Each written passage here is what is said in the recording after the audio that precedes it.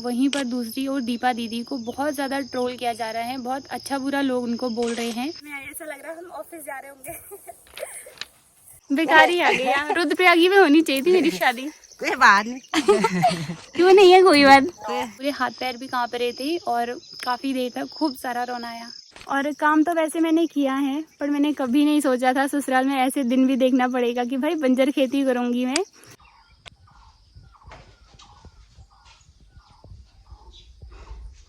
तो दोस्तों, इस बार के उत्तराखंड के चुनाव ने सच में बहुत कुछ सिखाया है।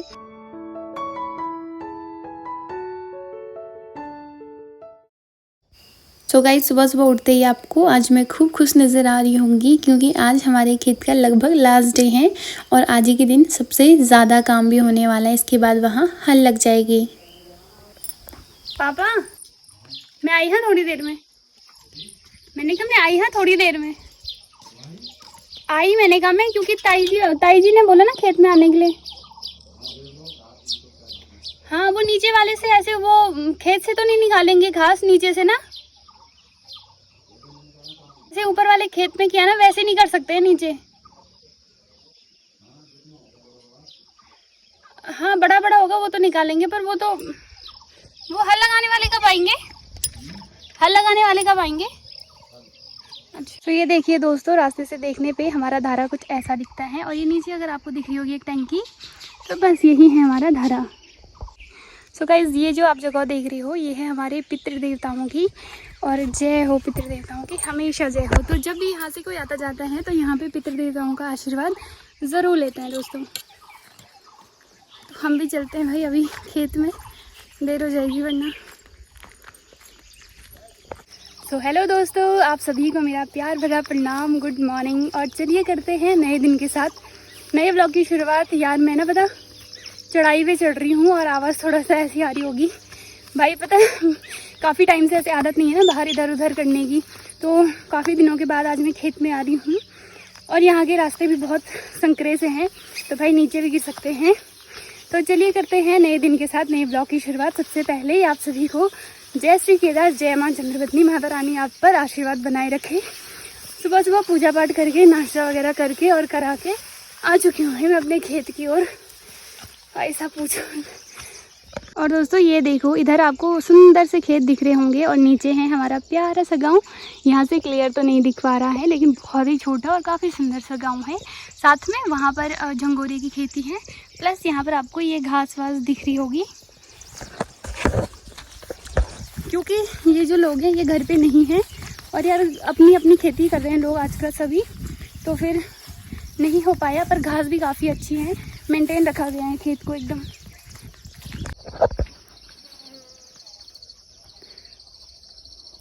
तो दोस्तों यहाँ पर आ चुकी हूँ मैं खेत में, लेकिन मुझे इस खेत में नहीं, मुझे जाना है नीचे वाले खेत में और उसका मुझे रास्ता नहीं पता है।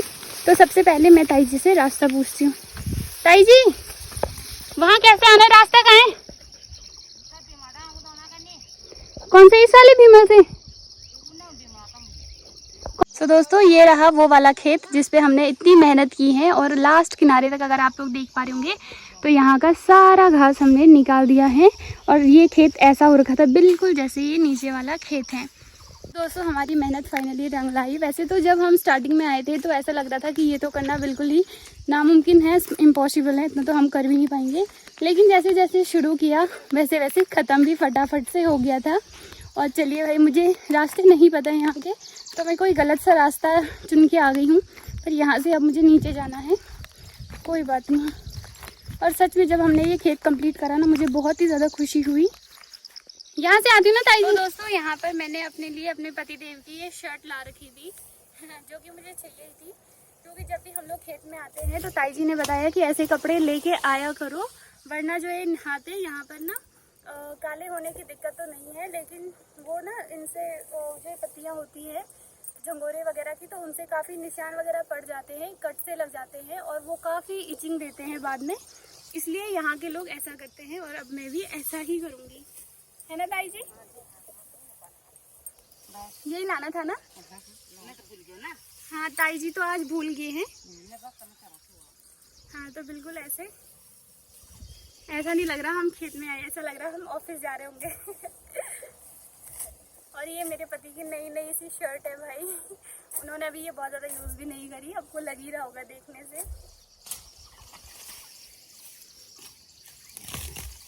मेरे पति के रिस्ट और मेरे रिस्ट सेम सेम ही है लगता है। तो चलिए भाई, ये तो मैंने चलिए भाई दोस्तों, मैंने भी अपनी यूनिफॉर्म पहन ली है खेत के काम के लिए और शुरू करते हैं फटाफट। तो यहाँ पर हमारी ताई जी भी लगी हुई है। ताई जी आप कुछ बोलना चाहोगे? हाँ चलिए, हाँ मैं घास को ठीक है, आप ठीक हो? सब ठीक है। बस तो मैं घास निकालूं सा। हाँ बस ठीक है ताई जी, करो आप काम। अच्छा जी। ओके।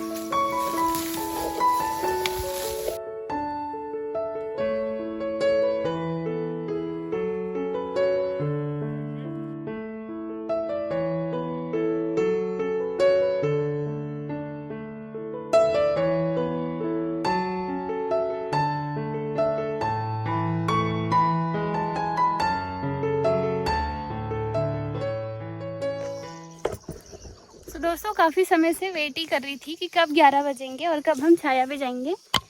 आज भी इस बोतल पे चींटियाँ लग गई बहुत सारी। अब पानी लेके चलते हैं थोड़ी सी छाया पे।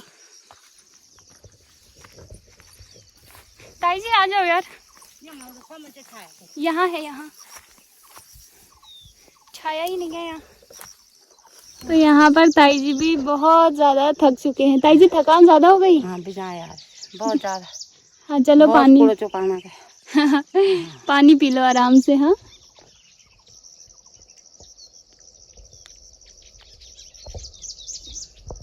हाँ पर खेत के हिसाब से लगने ना।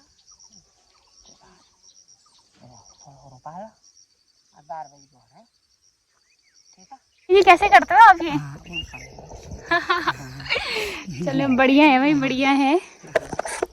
टाइम देखना पड़ता ना। हाँ बिल्कुल, ताई जी ने ना मतलब वो हाथ सेट करा हुआ कि अगर मैं फ़ोन में ये दबाऊंगी तो मेरा फ़ोन ऐसे करके टाइम बोलेगा। और मेरी नानी मतलब बुज़ुर्गों के पास यही वाले फ़ोन अच्छे भी लगते हैं। ये ना टाइम पे टाइम बोलता रहता है और मैं भी इसी के भरोसे थी कि जब ये बोलेगा कि 11 बज चुके हैं तब मैं पानी लेके आऊँगी और हम दोनों थोड़ा सा छाया पे बैठ जाएंगे। तो बहुत निराशा हो रही है मुझे खेत को देखते हुए, क्योंकि यार बहुत ही ज़्यादा काम है और ये घास जो है ना बहुत ज़्यादा हो रखी है, बहुत ही ज़्यादा। और काम तो वैसे मैंने किया है पर मैंने कभी नहीं सोचा था ससुराल में ऐसे दिन भी देखना पड़ेगा कि भाई बंजर खेती करूँगी मैं। क्योंकि हमारे यहाँ के जो मतलब खेत है ना वो काफ़ी अच्छे होते हैं, मतलब बढ़िया होते हैं लगभग, और उनमें प्रॉपर काम भी होता रहता है, अनाज भी खूब सारा होता है। पर यहाँ मुझे ऐसा लग रहा है अनाज थोड़ा कम होगा, क्योंकि सारी जगह पत्थर ही पत्थर बिखरे पड़े हैं भाई। जैसे ही कुदाल लग रही नीचे वैसे ही किसी न किसी पत्थर में बच जा रही है। काम तो बहुत ज़्यादा है पर थोड़ी देर आराम करते हैं, रेस्ट करते हैं। और मत पूछो भाई, दांत दर्द से भी हालत ख़राब है। आए पिछले 4 दिनों से दांत में बहुत ज़्यादा दर्द था, तो दिखाने पर डॉक्टर अंकल ने बोला है कि नया दांत आ रहा है आपका, तो कुछ दिनों तक ऐसे ही आपको दर्द सहन करना पड़ेगा। और ये करते करते ताइश यहाँ कंधे में भी दर्द हो रहा है। वो ऊपर का किया ना हमने, और मेरी जो कुदाल है ना वो बहुत भारी है दोस्तों, वो कुदाल ना, तो अभी मैंने वो ताई जी को दे दी। ताई जी भारी है ना वो? हाँ भारी से। हाँ तो मैं ना ताई जी की कुदाल से करती हूँ और बाकी अपनी कुदाल मैंने ताई जी को दे दी है। यहाँ भी बहुत ज़्यादा दर्द हो रहा है, पर ठीक है। आज मुझे लग रहा है पापा जी खाना बनाएंगे आज भी, है ना? वही तो बनाते हैं, जैसे हमें देर हो जाती है तो ससुर जी खाना बनाते हैं और खाने में धेपली बनाएंगे। वो धेपली बोलते हैं ना उसको, वो कद्दू के पत्ते वाली। हाँ काफली हाँ काफली बनाएंगे वो, बहुत स्वाद भरी बनाते हैं भाई। चलिए अगर काफली बनाना मैं कभी दे दूँगा। क्या बना लाना हाँ मैं पापा नहीं, वैसे वो बोलते हैं कि नीचे भी देते हैं कि ना। तो चलिए भाई, यहाँ पर काफली भात बनेगा आज, ये तो पक्का है। और हम लोग फिर से चले जाते हैं खेत में। मम्मी भाई मेरे को अपनी मम्मी की बहुत याद आ रही है खेत में। I miss you mummy. पर हमारे यहाँ नहीं करते हैं ताई जी ऐसे, हमारे यहाँ ना बैल से करते हैं। यहाँ टिहरी वालों की ना अलग ही पता नहीं कैसे कैसे काम है अलग से। टिहरी वाले भी ना बेकार ही आ गए। यहाँ रुद्रप्रयागी में होनी चाहिए थी मेरी शादी। कोई बात नहीं। क्यों नहीं है कोई बात।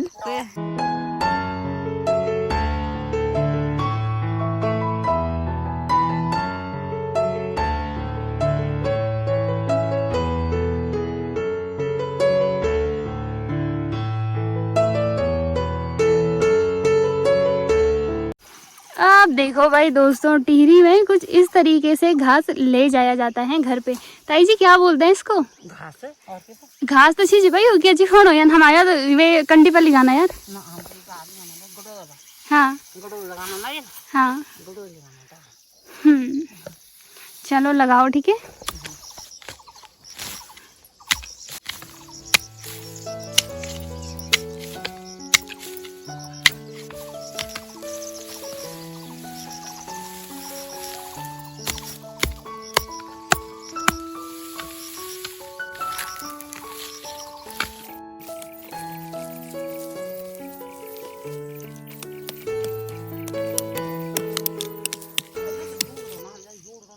हाँ हाँ मतलब जन हमारे साड़ी फाड़ी ना तो साड़ी जूड़ होन तो वो वाला लगाना हम तो गुड़ो। अच्छा तो चलिए दोस्तों, अगर मैं बताऊं आपको कि हमारे यहाँ तो भाई चिंगेरी जूड़ा या फिर यूज़ होता है सर्टी। ज़्यादातर तो सर्टी और चिंगेरी ही यूज़ करते हैं ना तुम्हारे जब लम घास रोन तो साड़ी पे लगाना ना। मैंने जूड़ा पर लगाना, उसको जूड़े पे रखते हैं, रस्सी होती है उसको जूड़ा बोलते हैं। पर यहाँ देखिए भाई ताई जी और ऐसे कुछ कर रहे हैं। तो ताई जी रख रहे हैं अपना घास, साथ में ही मैं अपने लिए लकड़ियाँ रखूँगी। तो फटाफट से मैं ये लकड़ियाँ तोड़ के अच्छे से बना देती हूँ। ये मैं अपने घर लेके जाऊँगी क्योंकि हम लोग भी चूल्हे में ही खाना बनाते हैं। जी हो चुका चिकुल नहीं जो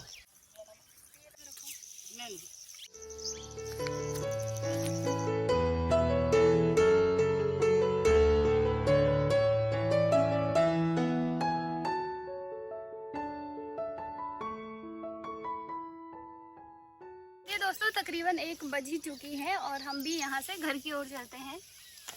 ताई जी उठा लिया आपने? हाँ उठा लगा चल बाप मैं जोड़ पे है। हाँ चलो आप। तो दोस्तों घर जाने का भी टाइम हो चुका था। टाइम नहीं एक्चुअली लेट ही हो चुकी थी और ताई जी और मैं तो चल रहे हैं घर की ओर। बाकी इन खेतों में अच्छी फसल हो रखी है और काफ़ी सावधानी से चलना पड़ रहा है।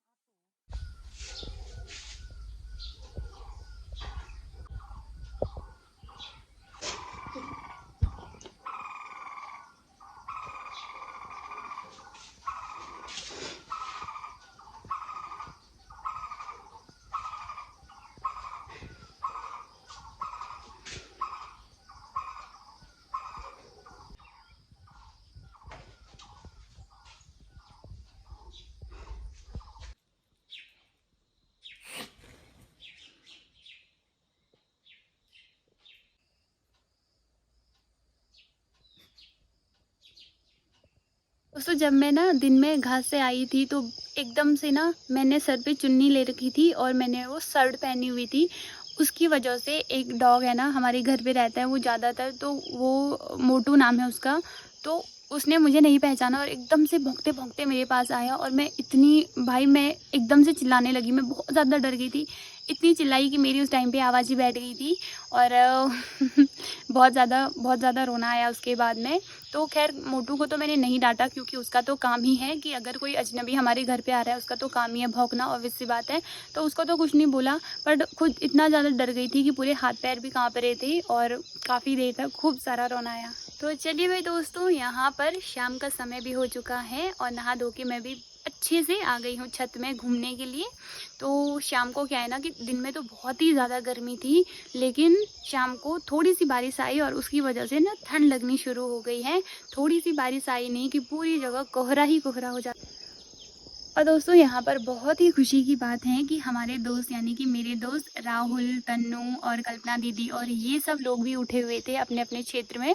कोई प्रधान पद के लिए उठा हुआ था, कोई क्षेत्र पंचायत सदस्य के लिए उठा हुआ था और इनकी ना काफ़ी बढ़िया जीत हुई है और इन सभी को बहुत सारी बधाइयाँ और भगवान करे आप ऐसे ही अपने जीवन में तरक्की करते रहो। और राहुल की वीडियोस भी आपने देखी होंगी, काफ़ी इंटरेस्टिंग थी और तन्नू की भी मतलब काफ़ी अच्छा लगा सुन के।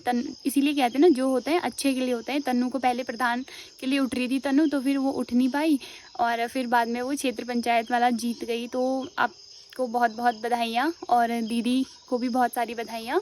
तो भाई यहाँ पर आपके ग्रामवासियों ने, आपके क्षेत्रवासियों ने आपको चुना है, इस चीज़ का आपको दायित्व समझना होगा।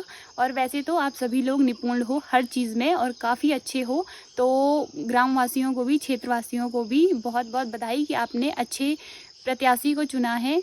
तो दोस्तों इस बार के उत्तराखंड के चुनाव ने सच में बहुत कुछ सिखाया है, जैसे कि कहीं कहीं पर लोगों ने युवाओं पर भरोसा दिखाया है और उनको खूब मतों से विजय बनाया है। तो साथ में ही गढ़वाल में खेड़ गांव में कोई वेद प्रकाश करके प्रधान के उम्मीदवार उठे हुए थे, तो उनके गांव में ना कम ही लोग रहे होंगे क्योंकि 71-72 पे कोई जीत गए थे। तो वेद प्रकाश की फैमिली से 12 लोग थे कि जो वोट देने वाले थे, तो उनके काउंटिंग के अकॉर्डिंग 10 लोगों ने तो ज़रूर उन्हें वोट देना ही था। तो भाई जब रिज़ल्ट सामने आया, रिज़ल्ट नहीं चौंका देने वाला रिज़ल्ट, कि उनको बस एक ही वोट पड़ा था और वो आप सोच सकते हो किसका पड़ा होगा। तो ये चीज़ें तो दिखाती हैं कि भाई अपने ऐसा नहीं है कि जो हमारा रिश्ते में अपना है या ये वो सो वैल्यू हम बस उन्हें ही देते हैं। ज़्यादातर चीज़ें यही होती हैं कि हम लोग सारे परिवार के अकॉर्डिंग ही चलाते हैं कि ये हमारा परिवार है, ये हमारा अपना है, वो हमारा अपना है। लेकिन ट्रुथ ये नहीं है, ट्रुथ यही है कि भाई मुश्किल के समय में जो आपका साथ दे वो आपका अपना भी हो सकता है, वो आपका बाहर का भी हो सकता है, और सच बताऊं तो जिसको आप बुरा समझते हो वो भी हो सकता है। तो काफ़ी कुछ सिखाया है इस बार के चुनाव ने। तो दोस्तों जहां एक ओर से यूट्यूब पर सभी लोग अपने जश्न की वीडियो डाल रहे हैं, तो वहीं पर दूसरी ओर दीपा दीदी को बहुत ज़्यादा ट्रोल किया जा रहा है, बहुत अच्छा बुरा लोग उनको बोल रहे हैं। और ये कोई बाहर के नहीं हैं, उनके आसपास गांव के ही हैं लगभग, और कुछ लोग जो उनसे बैर भाव रखते होंगे वही लोग हो सकते हैं। तो उन लोगों को मेरा ये कहना है, भाई अगर तुम लोगों को वीडियो नहीं देखनी है तो मत देखो, अपनी मेहनत करके क्यों उनको फालतू के कमेंट कर रहे हो यार। 22 साल में हमें इतना भी पता है कि अगर सामने से वो लड़की दीपा दीदी 100 या 200 वोट से हारी हैं तो हमारा काम है उनको दिलासा देना। वैसे तो दीपा दीदी सच में बहुत ही ज़्यादा स्ट्रॉन्ग हैं, क्योंकि घर परिवार के साथ साथ वो यूट्यूब चैनल भी चला रही हैं जिस पे उनके 1 लाख से ज़्यादा सब्सक्राइबर हैं, और इंस्टाग्राम 2 लाख से ज़्यादा फॉलोवर्स हैं। ऐसे ही फेसबुक पे भी उनके साथ आए दिन कुछ ना कुछ होता ही रहता है, ये हमें वीडियोस के माध्यम से पता चल ही जाता है। तो उनका ज़्यादातर जीवन हमारे साथ पूरा शेयर में चल रहा है कि जो वो हमें बताते रहते हैं, हमें पता ही होती है उनके जीवन में क्या चीज़ें चलती हैं क्या नहीं चल रही हैं। और मैं भी उनको पर्सनली थोड़ा बहुत जानती हूँ, तो वो काफ़ी साधारण स्वभाव की हैं और बहुत ही बचपना है उनके अंदर, और ये चीज़ें उनको अलग करती हैं बाकी महिलाओं से। उनका काम ये नहीं है कि बैक बिचिंग करो किसी की, उनके पास ना ही इतना समय है कि वो आगे पीछे से किसी और की बातें ज़्यादा कर पाए। तो भाई सीधी सी बात है, वो अपने आप में बहुत मस्त रहती हैं। और इस टाइम वो प्रधान पद के लिए उठी हुई थी, तो वो लगभग 100 या 200 इन्हीं आंकड़ों के बीच में वो हारे हैं। पर सच बताऊं तो हारे नहीं हैं, वो जीते हैं, क्योंकि उनके पास 1 लाख की फैमिली है, 2 लाख की फैमिली है, और ऐसे ही यूट्यूब ये फेसबुक वगैरह पे भी। और जिन लोगों का ये कहना है कि तेरी 1 लाख की फैमिली कहाँ गई या फिर 2 लाख की फैमिली कहाँ गई, वो क्यों नहीं आई वोट देने, तो उन लोगों की मानसिकता पे सच में हंसी आती है। क्या आप लोगों को इतना पता नहीं है कि वोट देने का हक बस गाँव वालों को ही है, सब्सक्राइबर और यूट्यूबर्स को नहीं। और अगर सब्सक्राइबर यूट्यूबर्स का मामला होता तो आप तो खड़े भी नहीं हो पाते। और दूसरी बात यह है कि आप पूछ रहे हो कि कहाँ है वो जनता दिखेगी आपको जब आप घर से बाहर, गांव से बाहर दीपा दीदी के साथ जाओगे, तब आपको जनता का प्यार और जनता उनको कितना लाइक करती हैं ये सब चीज़ें पता चल जाएंगी। क्योंकि रुद्रप्रयाग में जब दीपा दीदी के लिए लोगों का प्यार मैंने देखा, भाई पूरी पब्लिक में जब उन्होंने पहचाना कि ये दीपा दीदी हैं, तो रात में इतने नारे लगने लगे दीपा दीदी जिंदाबाद, वो गूंज आज भी मेरे कानों में है। तो दोस्तों ये तो साधारण सी बात है, अगर चुनाव में 1 से अधिक प्रत्याशी उठे हुए हैं तो एक की ही विजय होगी, बाकी सबकी विजय होना संभव ही नहीं है। तो इसी के साथ एंड ऑफ द वीडियो, जिन लोगों की जीत हुई है उन लोगों को ढेर सारी बधाइयाँ, और आप अपने क्षेत्र में खूब सारा काम करो, खूब सारा विकास करो। और जिन लोगों की हार हुई है उन लोगों से यही बोलना चाहूँगी कि समय हमेशा एक जैसा नहीं होता है। इस बार उनको मौका मिला है, अगली बार आपको ज़रूर मौका मिलेगा।